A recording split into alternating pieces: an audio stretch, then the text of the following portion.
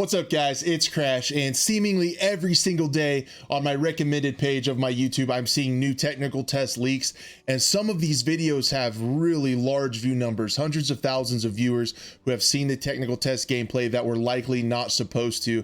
And this is a bit of a bummer in my opinion, as a lot of people's first impressions, which, as we know, first impressions are really important, is of an unfinished build of several months ago with a lot of problems. And what I wanted to do, I was able to get access. I'm myself not under NDA. I was able to get access to the closed forum where DICE gives a big list of all the things that they are aware of and working on. So I think if we look at these, it'll put a lot of people's minds at ease, because a lot of these things that they already know are the problem are what people are complaining about on Reddit and Twitter and things like that. So I thought this would be really good to address these things, try to put people's minds at ease while we look forward to the beta. So since DICE isn't going to address these things, it doesn't look like, I'm going to.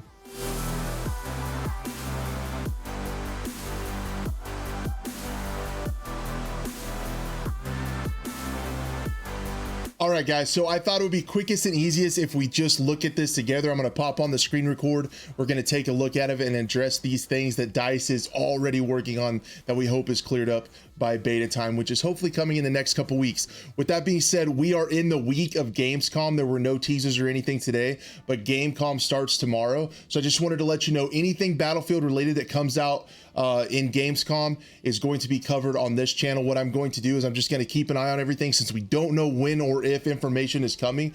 I'm going to keep my eye on everything, and then as soon as any information drops, I'm going to take that, I'm going to break it down in an efficient manner and get that information to you guys as quickly as possible. So that's what you can expect on the channel going forward. But anyway, guys, yeah, let's just take a look at this stuff together and look at the things that DICE is already working on. Now, just remember, this is from the closed technical test forum. Again, disclaimer, I am not under NDA, but I did receive this information, and I think this is good information that'll help put people's minds at ease just a little bit about what they saw in that tech test footage. So there are a number of graphical glitches that may appear when playing.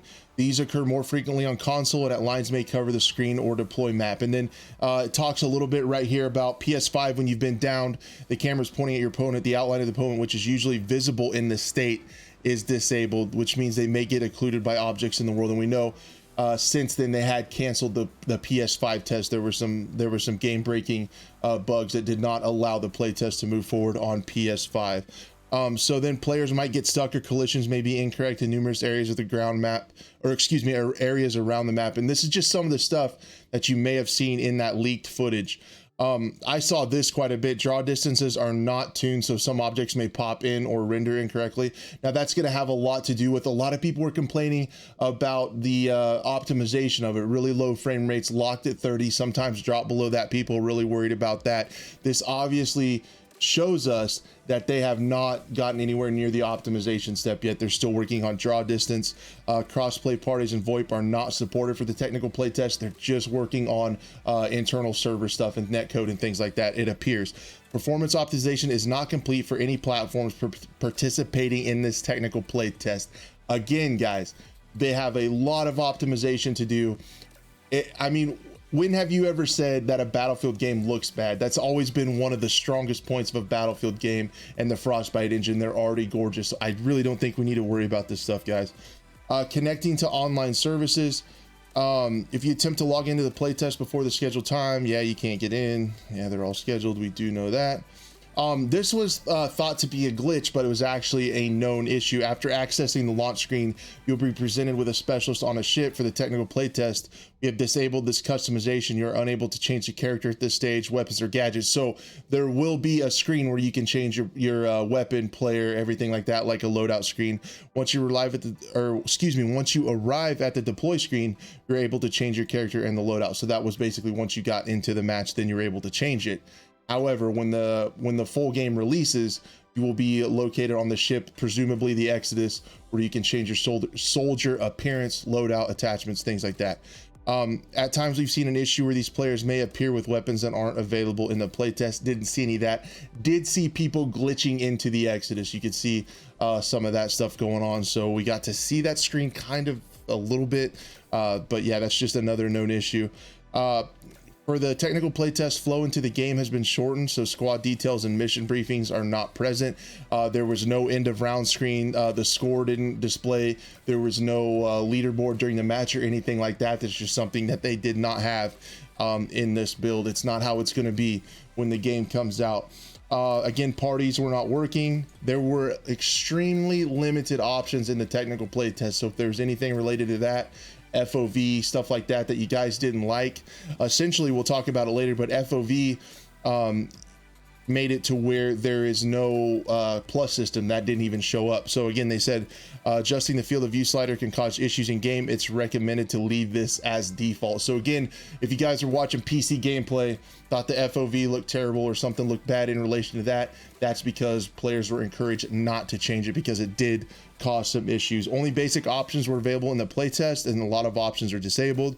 We have seen an issue where options do not stay between rebooting, and you had to put in your options again. Pretty common stuff with the playtest. Controller keyboard tuning and rebinding are not supported, and opting out of crossplay is disabled.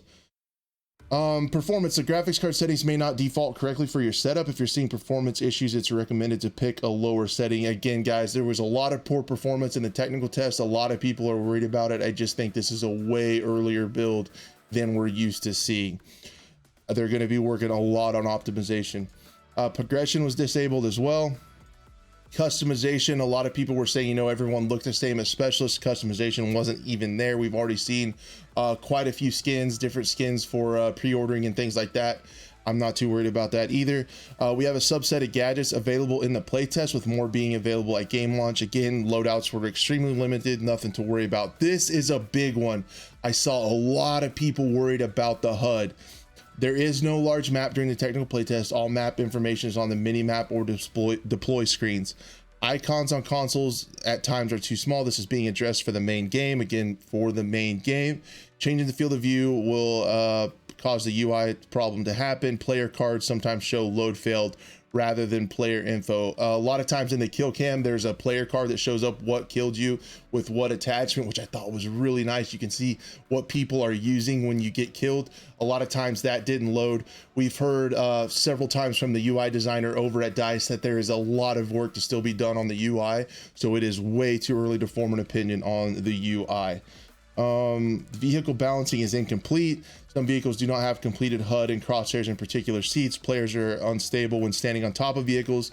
Crashing helicopters and jets isn't always fatal. So if you saw any helicopters or jets crash and people walk away from it, definitely not intended. And then again, weapon balance is incomplete. That's why in my time to kill videos, I didn't go a ton in depth as I could have on weapons and things, because weapons are basically not balanced yet. So I didn't want to do a whole bunch of work and then that stuff gets changed. I did, however, want to give us an idea for pretty much entertainment and curiosity reasons as to where the time to kill was. So if you guys want to check those videos out, still have those talking about armor and also about just a regular time to kill comparing to Battlefield 5, just for our curiosity's sake. And then adjusting field of view and options will make the attachment menu fail to appear. Again, the plus system wouldn't work if you changed the FOV, so that's why everybody's FOV was zoomed in. But this addresses a lot of the things that I was seeing that people were worried about when it comes to the leaked gameplay test that they saw from the technical test. People were not intended to see that, especially in the amount that they were. I feel like DICE probably knew they were going to leak stuff, so I think addressing it would have been a good idea. Since they didn't, I thought I would talk about it a little bit to hopefully put some of your guys' mind at ease and hold off on forming those opinions until the beta and the release. Anyway, guys, that's pretty much all I had for today. Thank you guys so much for watching. Be a friend, tell a friend, and we'll see you on the next one.